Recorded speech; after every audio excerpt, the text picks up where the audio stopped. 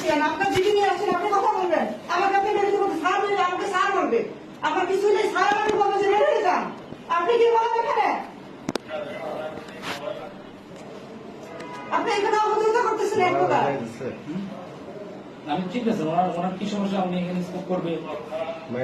চা যখন এখানে কোনো ইয়ে আছে, তারা আমার বলতে বেরোতে। তার কোনো অভিযোগ আমি থাকবো যদি আসতেছি এখানে। থানার কোনো ডিসিপ্লিন আপনারা মানতেছেন না কেন? তখন তো কিভাবে সেবা পাবেন আপনারা?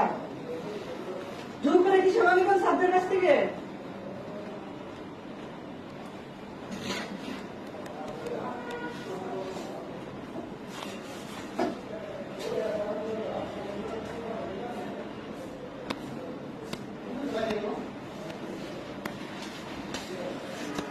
হালিম বই হ্যাঁ ডিজার বই নামাজ পড়ে বেরিয়ে গেছে স্যার এখানে দাঁড়ান। খাওয়া নিয়ে এলো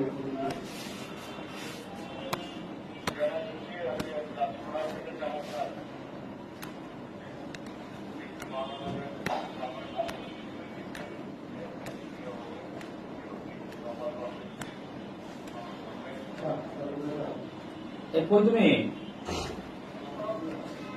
দরকার যে একটু আমার আসো কে ভাবি কই ভাবি কই ভাবি কই বাজার তোমার থেকে রান্না বন্ধ